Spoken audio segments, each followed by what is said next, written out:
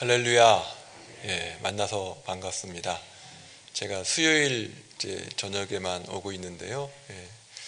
주일에도 이제 빠른 시간 안에 뵀으면 좋겠다, 이제 이런 말씀을 하시는 분들이 많이 계신다고 들었습니다. 근데 이제 제가 또 마무리해야 되는 그런 일들도 있기 때문에 또 주일날 이제 정리해야 되는 부분들, 또 할렐루야 교회에서의 그런 어떤 사역들이 이제 마무리를 하는데, 할렐루야 교회에서는 어떻게 그렇게 갑자기 그만두실 수 있냐, 이제 이런 말씀을 하시는 분들도 계세요. 이제 충분한 시간이라고 이제 생각을 하는데 아직도 이제 모르시는 분들도 계시고, 이제 리더십 가운데는 많이 이제 알고 계시는데, 그래서 저 개인적인 일정은 11월 마지막 주일날 할렐루야 교회 주일 예배를 통해서 인사를 하고 사임 인사를 할 거고요. 12월 1일날 부임해서 12월 1일이 또 월삭 새벽 기도회가 있다고 하더라고요. 그래서 월삭 새벽 기도회부터 시작해서 이제 12월 주일 예배, 주중 예배, 새벽 예배 이제 같이 동참할 예정입니다. 그러니까 여러분들 조금만 더 기다려 주시면 더 좋을 것 같고요. 그 마무리를 잘해야 또 시작을 잘할 수 있거든요. 그래서 그쪽 사역도 또 중요한 이제 무게가 있는 사역들을 하나씩 내려놓으면서 이제 인수인계를 하고 이제 그런 과정 가운데 있습니다. 그래서 11월 마지막 주까지 하면 잘 마무리를 하고 제가 편안한 마음으로 창동교회에 부임해서 사역을 시작할 수 있을 것 같습니다. 이제 계속해서 그 과정을 위해서 기도해 주시고, 위임 예배, 담임 목사 위임 예배는 예정인데 12월 20일 오후 2시에 이제 예정입니다. 제가 그 과정 가운데 지금 지방회나 이제 총회를 통해서 행정적인 절차를 또 밟고 있습니다. 여러분들 계속해서 기도해 주시면 고맙겠습니다. 찬송 259장 예수 십자가에 흘린 피로써 우리 뜨겁게 박수하면서 한 번 더 찬양하신 후에 말씀 나누도록 하겠습니다. 259장 예수 십자가에 흘린 피로써.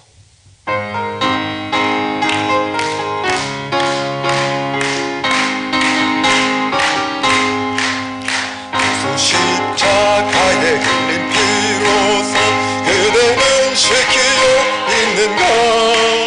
더러운 죄 위대하는 능력을 그대는 참으지 않은가? 예수의 보혈로 그대는 씻기어 있는가?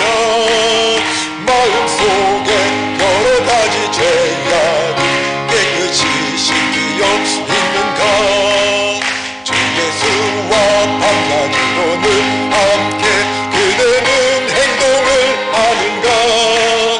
아무 때나 어디서나 그대는 십자가 붙들고 있는가 하면 예수의 보혈로 그대는 씻기어 있는가?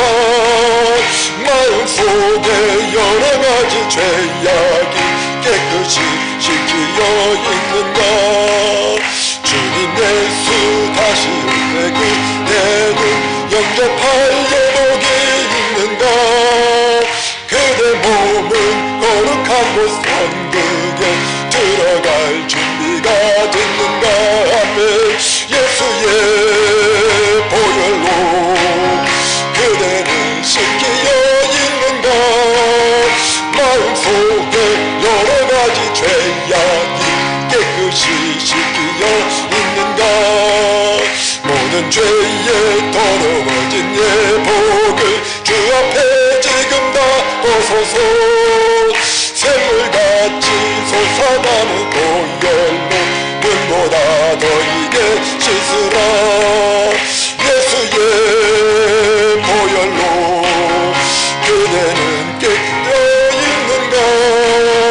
마음속에 여러 가지 죄악이 깨끗이 씻기어 주님 예수 다시 올 때 주님 예수 다시 올 때 이래는 영접할 예복이 있는가. 그대 몸은 거룩한 곳 천국에 들어갈 준비가 됐는가. 예수의 보혈로 그대는 씻기어 있는가. 마음속에 여러가지 죄악이 깨끗이 씻기어 있는 모든 죄에 더러워진 예복을 주 앞에 지금 다 벗어서 생물같이 솟아나는 보혈로 눈보다 더 희게 씻으라. 예수의 보혈로 그대는 씻기어 있는가. 마음속에 여러가지 죄악이 깨끗이 씻기어 있는가. 아멘. 예수님의 보혈로 저와 여러분의 모든 죄악이 깨끗이 씻겨진 줄 믿습니다. 우리 성경 말씀 창세기 50장 15절부터 21절까지 말씀입니다.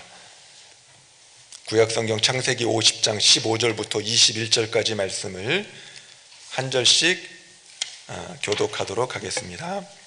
요셉의 형제들이 그들의 아버지가 죽었음을 보고 말하되 요셉이 혹시 우리를 미워하여 우리가 그에게 행한 모든 악을 다 갚지나 아니할까 하고 요셉에게 말을 전하여 이르되 당신의 아버지가 돌아가시기 전에 명령하여 이르시기를 너희는 이같이 요셉에게 이르라. 내 형들이 내게 악을 행하였을지라도 이제 바라건대 그들의 허물과 죄를 용서하라 하셨나니 당신 아버지의 하나님의 종들인 우리 죄를 이제 용서하소서 하며 요셉이 그들이 그에게 하는 말을 들을 때에 울었더라. 그의 형들이 또 친히 와서 요셉의 앞에 엎드려 이르되 우리는 당신의 종들이니이다. 요셉이 그들에게 이르되 두려워하지 마소서. 내가 하나님을 대신하리이까. 당신들은 나를 해하려 하였으나 하나님은 그것을 선으로 바꾸사 오늘과 같이 많은 백성의 생명을 구원하게 하시려 하셨나니 함께 읽습니다. 당신들은 두려워하지 마소서. 내가 당신들과 당신들의 자녀를 기르리이다 하고 그들을 간곡한 말로 위로하였더라. 아멘. 우리는 누구나 상처를 받으며 또 상처를 때로는 주면서 인생을 살아갑니다. 상처를 받지 않으면 좋겠지만 상처를 받지 않고 살아간다는 것 자체는 참 불가능한 삶이라고 할 수도 있어요. 너무너무 어렵습니다. 많은 곳에서 상처를 주고 있기 때문에 그렇습니다. 그렇기 때문에 상처를 받지 않는 것보다 상처를 경험한 이후의 과정이 중요해요. 이후에 이것을 어떻게 내가 치유해서 극복해 나아가는가가 참 우리의 인생 가운데 중요한 문제일 수 있습니다. 우리의 인생은 국가가 때로는 상처를 주기도 합니다. 위정자가 정치를 잘 못해서 상처를 주기도 합니다. 나는 가만히 있는데 갑자기 산이 휩쓸려 가지고 산에서부터 뭔가가 내려와 가지고 때로는 불이 나 가지고 물이 범람해서 넘쳐서 자연으로부터 상처를 받기도 합니다. 그런가 하면 가장 가까운 사람이 상처를 주기도 하고요. 같은 우리 창동 성결교회 교우임에도 불구하고 교인들끼리도 상처를 주고받기도 합니다. 가족인데 가족이니까 하면서 오히려 상처를 주기도 하죠. 또 이 코로나 팬데믹 같은 경우에는 이런 전염병으로 인해서 알게 모르게 또 상처를 받는 경우가 있습니다. 같이 밥을 먹자고 하니까 지금은 때가 아닌데 그러니까 또 한편에서는 상처를 받아요. 악수를 하자고 그러는데 지금 악수할 때는 아니죠. 마스크를 써야죠. 이제 별거 아닌 거 가지고도 때로는 상처를 받게 됩니다. 상처 없는 인생은 없어요. 크든 작든 상처가 있는데 그 상처를 잘 극복한 사람은 건강한 삶을 삽니다. 근데 상처에 눌려있는 사람들은 이 신체적으로는 건강한지 몰라도 이 정서적으로나 영적으로나 이 메마른 삶을, 힘들어하는 삶을 사는 사람들이 있는 것을 볼 수 있습니다. 오늘 본문은 어릴 때부터 20년 이상 계속 상처를 받으며 살았던 자가 그것을 어떻게 치유하고 다스리는지를 설명하고 있습니다. 요셉의 입장에서 받은 상처를 한번 생각해 보시기 바랍니다. 아버지 야곱은 나를 너무나 사랑하시는데 10명의 형들이 항상 시기하고 힘들게 합니다. 결국에는 형들에 의해서 어떻게 됐습니까? 이스마엘 상인에게 노예로 팔려가게 되지요. 형들과는 다른 채색 옷을 입히면서 아버지 야곱의 사랑을 독차지하고 정말 많은 사람들 가운데서도 이 구별되게 택함을 받아서 그야말로 어렸을 때부터 귀여움을 받고 잘 나가던 인생인 줄 알았던 그 요셉의 인생이 17살쯤 되어서 청소년기 한참 예민할 때에 전혀 다른 세계의 노예로 팔려가게 되는 것이죠. 그 청소년기에 당했던 그 요셉의 상처가 과연 어떠했을까요? 상처로 얼룩진 요셉의 앞길이 어떠했겠습니까? 결국 애굽의 시위대장 보디발의 집에 팔려간 요셉은 그 집에서 제일 높은 지위에 오르게 되죠. 성실하게 열심히 일해서 보디발의 인정을 받게 되었습니다. 하지만 보디발의 아내의 유혹을 뿌리침으로 말미암아서 오히려 누명을 쓰고 감옥에 가게 됩니다. 보디발의 집에서 정직과 성실로 일해왔던 요셉에게 또 다른 상처와 시련이 찾아오게 되는 것이죠. 감옥에서 술 맡은 관원장과 떡 굽는 관원장의 꿈을 해몽해주고 요셉의 꿈 해몽대로 술 맡은 관원장이 감옥에서 나아가게 되는데 요셉의 기대와는 달리 그는 요셉을 기억하지 못했습니다. 이 사건도 요셉에게는 상처가 될 수 있겠죠. 여러분 같으면 이런 상황에서 어떤 생각이 드시겠습니까? 요셉이 당한 그 상처가, 그 아픔이 마음 가운데 느껴지십니까? 그런데 시간이 흘러서 요셉이 애굽의 총리가 되었습니다. 드디어 상처를 대갚아 줄 수 있는 기회를 만나게 되었습니다. 하지만 이러한 상황에서 요셉은 그 상처를 도리어 치유하고 있는 장면을 우리에게 보여주고 있어요. 형들은 요셉이 우리를 복수하고 죽일 것이다, 이런 생각을 갖고 있지요.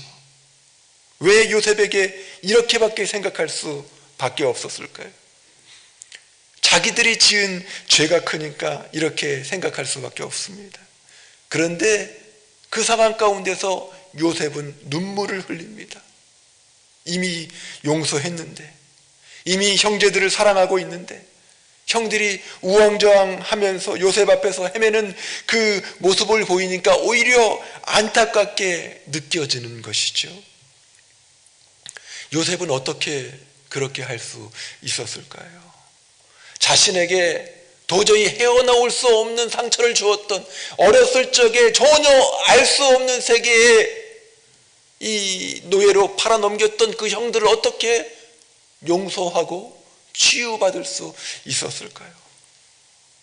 요셉의 인격이 좋아서 그랬을까요?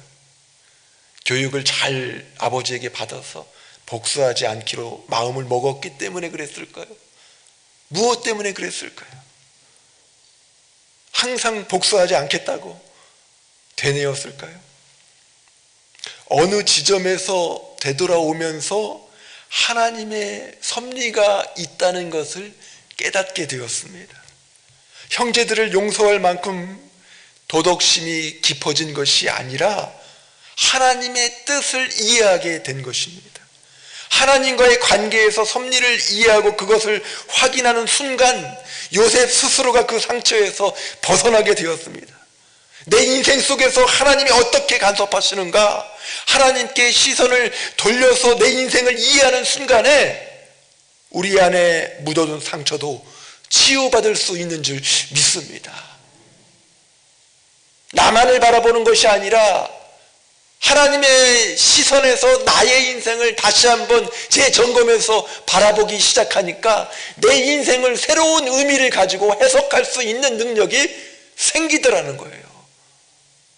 상처만을 바라볼 때는, 이 상처 안에서 무언가를 건져보려고 할 때에는 더 큰 상처와 아픔과 고달픔이 이어지고 있었지만 그 상처를 벗어나서 하나님께서 말씀을 어떻게 하고 계시는가, 하나님께서 나를 어떻게 다스리고 인도하고 계시는가, 하나님의 섭리 가운데서 나를 보고 그 상처를 바라보기 시작하니까 그것이 아물기 시작하는 거예요.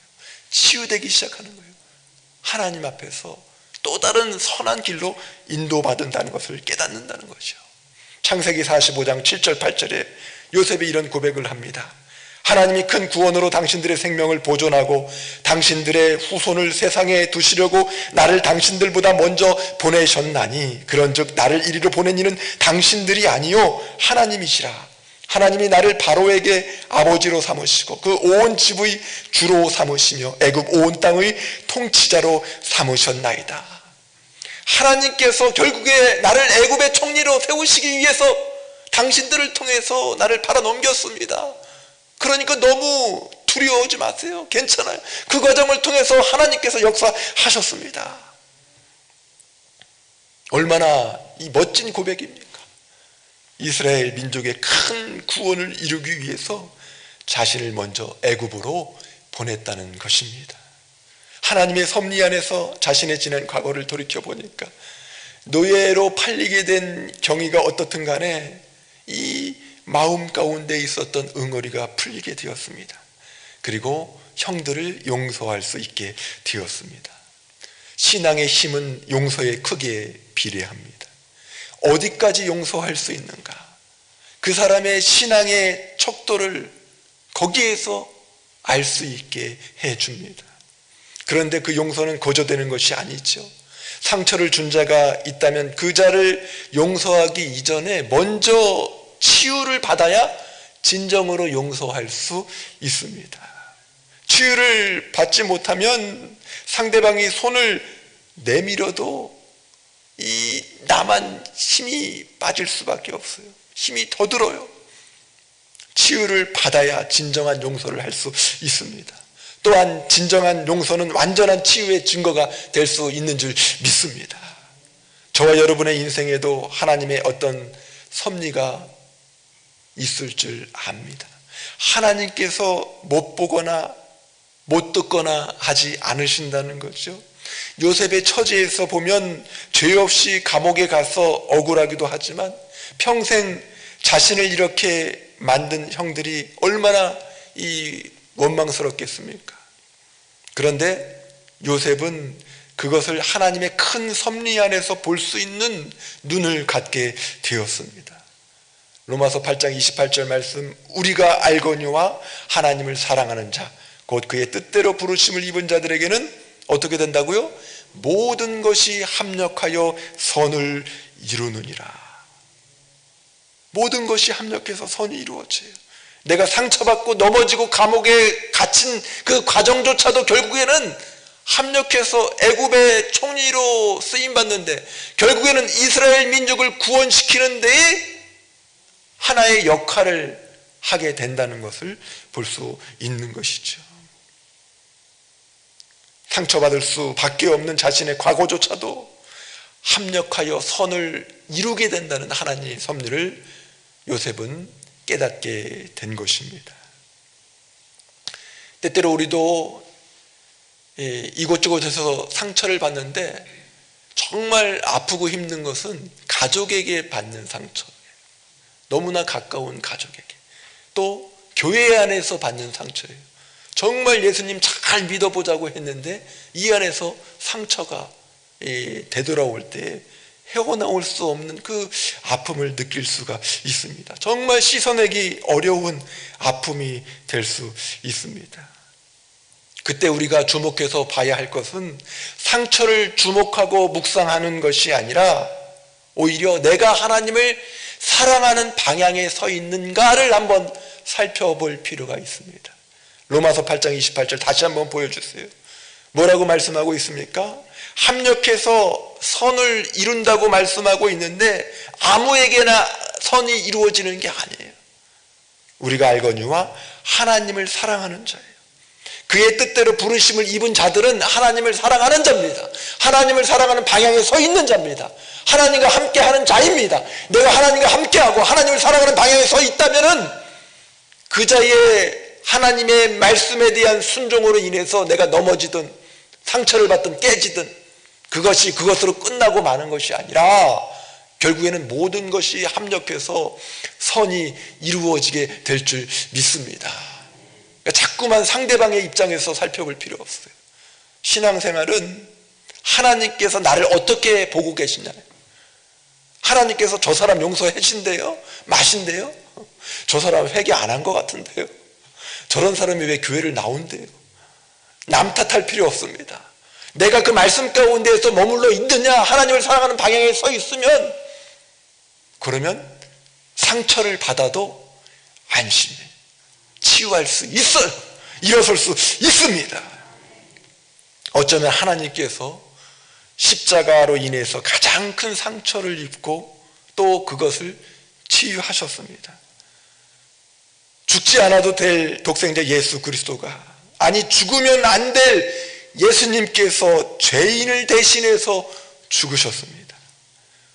도대체 이렇게 억울한 일이 어디에 또 있을 수 있습니까?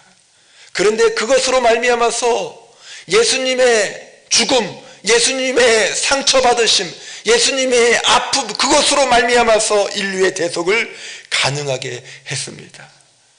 그것이 죽음으로 끝나지 않고 부활로 이어지며 죽음을 초월한 천국 신앙을 우리에게 선물로 허락해 주었습니다.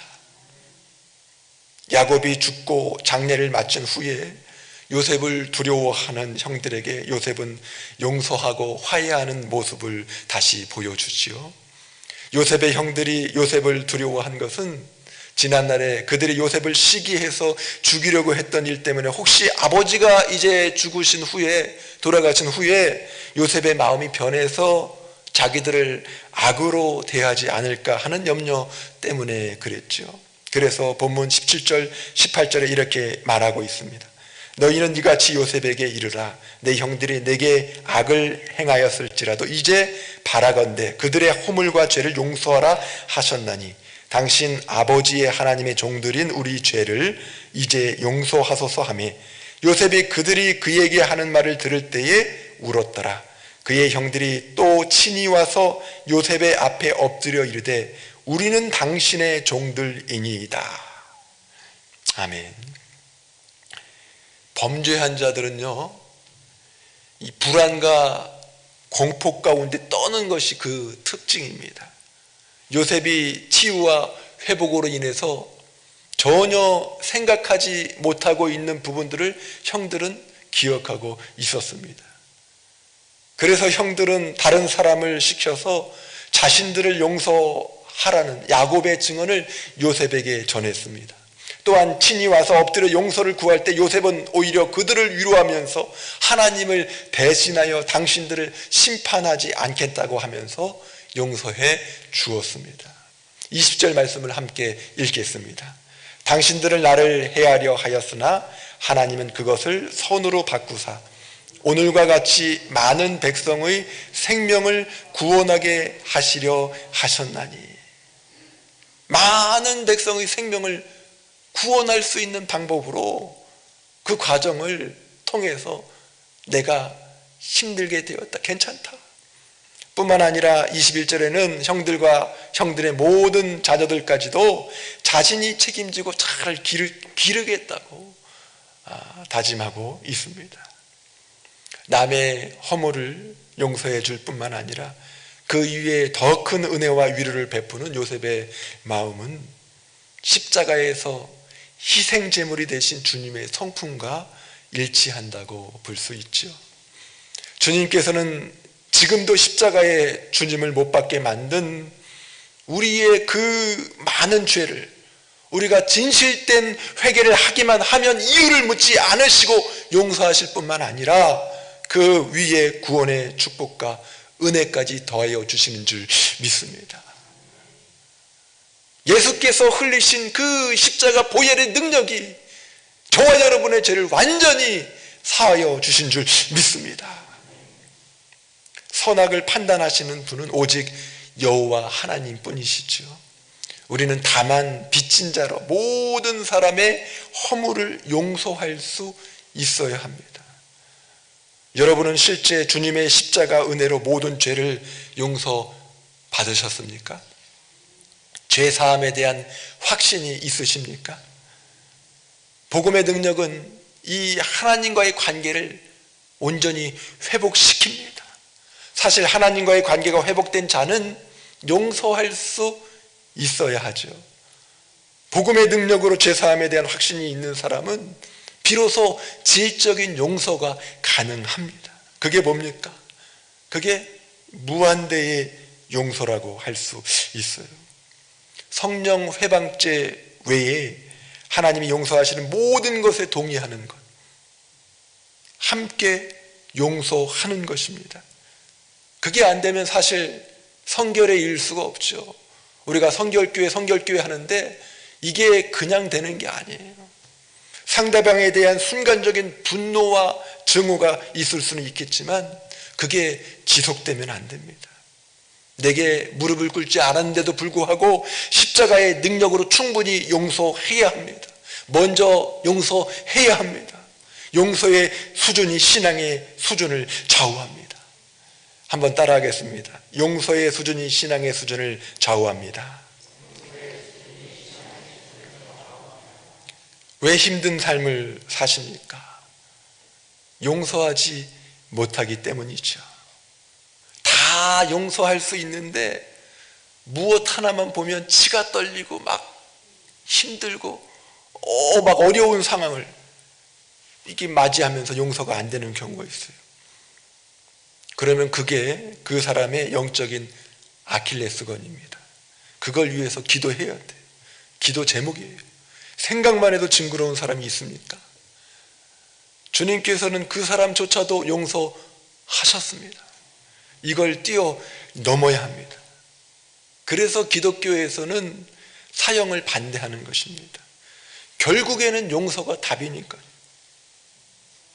용서하지 못하고 내가 그 용서를 무언가 복수를 통해서 되갚으려고 하기 시작하는 그 순간부터 수많은 악이 나로부터 창궐하게 된다는 것을 기억하시기 바랍니다. 마태복음 18장에서 베드로가 물었습니다. 과연 용서는 어느 정도까지 해야 합니까? 베드로는 7번까지 용서하면 되느냐고 예수님께 질문했죠. 이 당시 랍비들은 3번까지 용서하라고 가르쳤기 때문에 베드로의 7번 용서 제안은 나름대로 예수님의 뜻을 충분한 용서에 두고 질문을 드렸던 걸로 생각합니다. 하지만 예수님의 대답은 70번씩 7번이라도입니다. 여기에서 우리는 베드로의 질문과 예수님의 답변 사이에 나타나는 이 수적인 양적인 차이뿐만 아니라 용서의 수준에 있어서 질적인 차이가 있음을 깨달아야 합니다. 예수님께서 70번씩 7번이라는 표현을 통해서 77에 49니까 490번까지 용서하라 이런 뜻입니까? 이런 뜻이 아니죠. 영원히 용서하라. 다시 말해서 앞으로 잘못할 부분까지도 미리 용서하라는 의미가 이 안에 담겨 있습니다. 실제로 예수님께서 그런 삶을 사셨죠. 베드로가 다 주를 버릴지라도 나는 언제든지 버리지 않겠나이다 마태복음 26장 3절에 이렇게 말하고는 그날 밤에 어떻게 했습니까? 3번씩이나 예수님을 부인했죠. 그런데도 그런 자를 그렇게 부인할 줄을 알고 미리 용서하셨습니다. 주님을 버리지 않겠다는 베드로의 말이 끝나기가 무섭게 예수님께서 오늘 밤 닭이 울기 전에 네가 나를 3번 부인할 거야 말씀하셨죠. 용서를 작정하시고 베드로에게 깨달을 수 있도록 소스를 제공하시는 거예요. 정말로 그날 밤 닭이 울기 전에 베드로가 3번을 부인하자 3번 딱 부인한 순간 그 이후에 닭이 딱 울어주었어요. 그러니까 베드로가 깨닫고 회개하며 통곡하는 겁니다. 닭울음 소리가 없었다면 베드로가 깨닫지 못할 수도 있었는데 내가 모릅니다 꼭기요 하니까 뒤통수를 치는 거예요. 닭울음 소리가. 아, 예수님이 그 말씀하신 그 말씀이 맞는 거구나. 그러니까 예수님께서는 네가 나를 부인할 거야 알면서도 너 나 부인할 거니까 이제 영원히 용서하지 않고 지옥에 보내버릴 거야가 아니라 그래도 나는 용서할 거야. 닭울음 소리가 힌트다. 너 회개하고 돌아와야 된다. 너 닭울음 소리 들으면 깨달아야 된다. 때때로 우리가 곁길로 새 나갈 때, 때때로 우리가 지옥을 향해서 달려가고 있는 그 순간에도 주님을 부인하는 그 방향으로 달려가려고 몸부림치는 그 순간에도 하나님께서 말씀으로 붙잡으세요. 새벽 기도로 붙잡으세요. 오늘과 같이 수요 말씀을 통해서 막 붙잡으세요. 나는 잊고 있었는데, 나는 저리로 나가려고 했는데 주의 말씀이 달구름 소리가 되어서 내 뒤통수를 치면서 곧걸어져서 깨닫게 해서 다시금 돌아오게 하고 또 다시금 돌아오게 하고, 나를 사랑하시는 그 주님을 그 말씀을 통해서 느낄 수밖에 없다는 것이죠. 영적으로 살아있는 사람들의 고백이 될 수가 있습니다. 우리는 때때로 용서하기 싫은 사람은 회개도 안 했으면 좋겠다는 생각을 하죠. 그냥 그대로 살다가 지옥에 가주었으면 하고 생각하기도 합니다. 주님의 방식과는 사뭇 다르죠.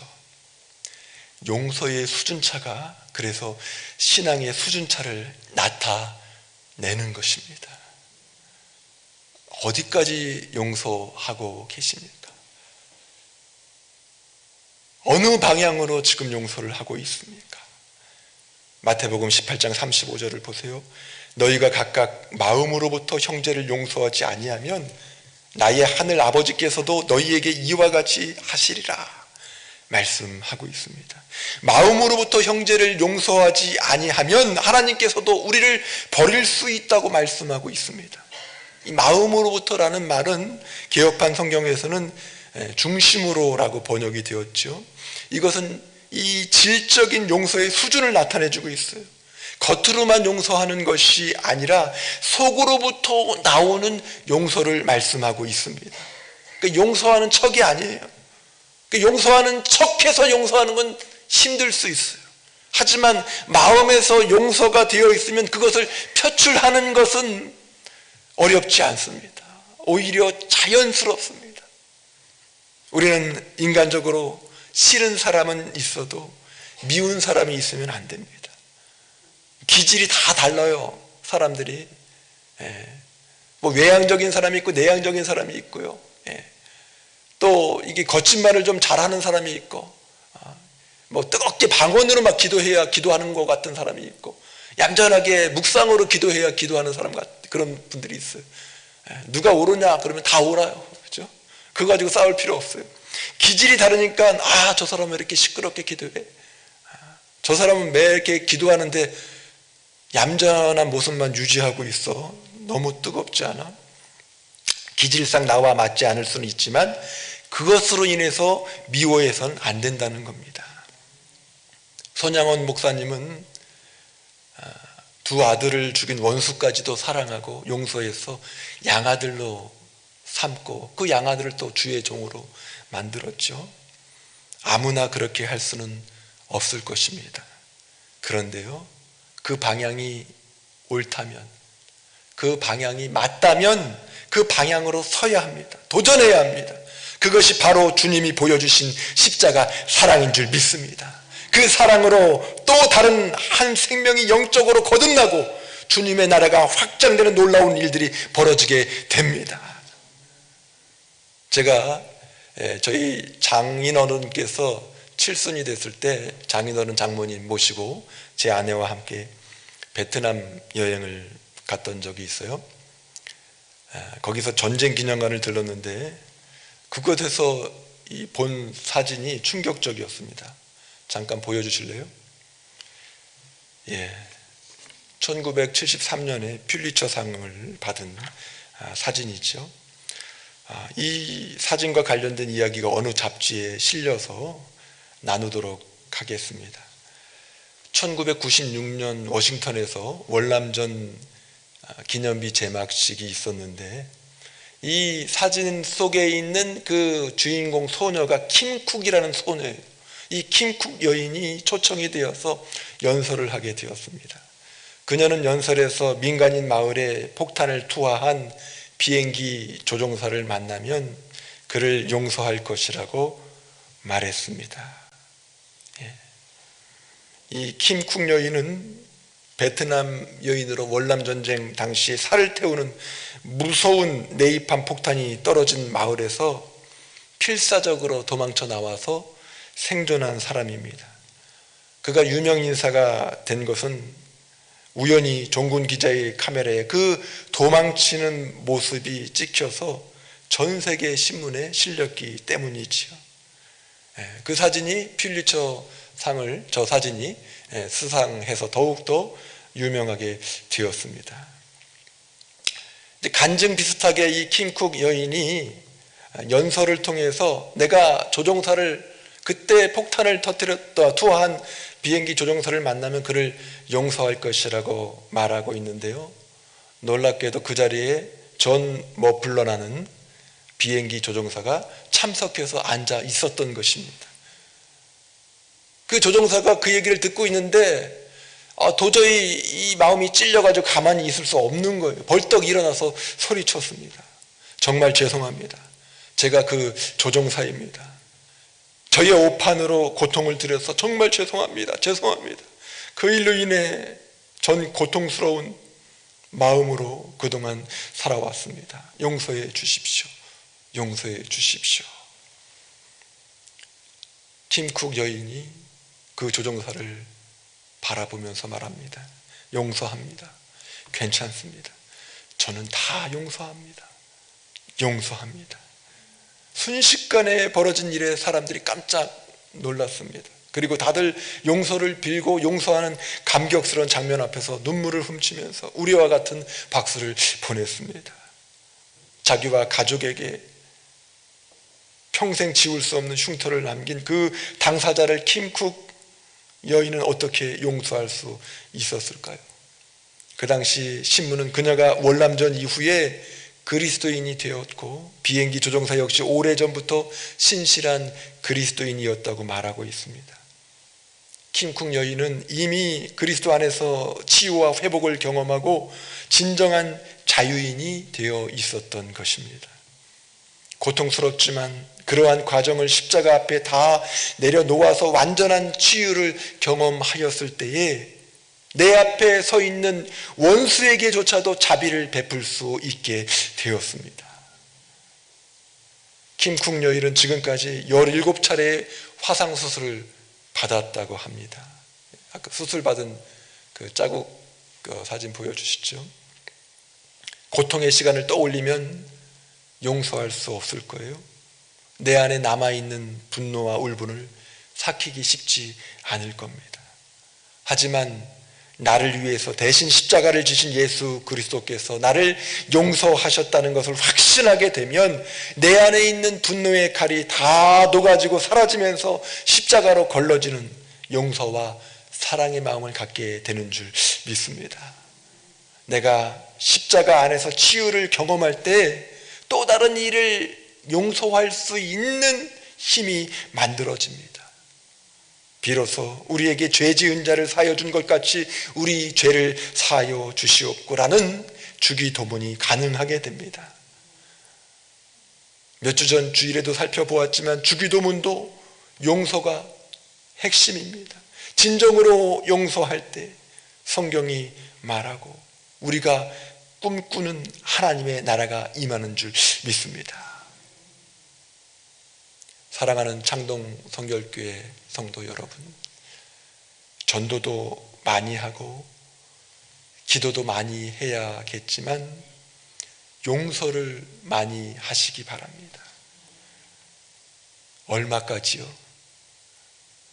끝까지 전부 다 용서해야 합니다. 형식적인 용서가 아니라 진짜 용서, 십자가의 능력이 미치는 곳까지 용서해야 될 줄 믿습니다. 요셉처럼, 예수님처럼 용서의 수준이 높아질 때에 우리는 성화의 과정에서 계속적으로 진보하는 신앙에 이르게 될 줄 믿습니다. 기도하겠습니다. 하나님 아버지, 감사합니다. 하나님께서 우리를 용서하지 아니하셨다면 우리는 영원한 지옥에 갈 수밖에 없었음을 깨닫습니다. 그 십자가 사랑이 용서의 근거가 되어서 우리를 붙잡고 치유하고 회복시키고 구원으로 이끄셨기 때문에 우리가 하나님의 자녀가 된 줄 믿습니다. 내가 용서받은 것이 분명하다면 그로 말미암아서 하나님의 나라, 하나님의 백성, 천국 백성이 되었다는 사실이 분명하다면 이제 나를 힘들게 했던 그 영혼도 주님의 마음으로 용서해야 하겠습니다. 나의 심령 가운데 주님의 놀라운 위로로 치유하여 주셔서 나를 힘들게 했던 그 영혼 손을 내밀어서 용서하고 함께 기뻐하며 하나님의 나라를 이루어 갈 수 있도록 주께서 역사하여 주시옵소서. 예수님의 이름으로 기도하옵나이다. 아멘.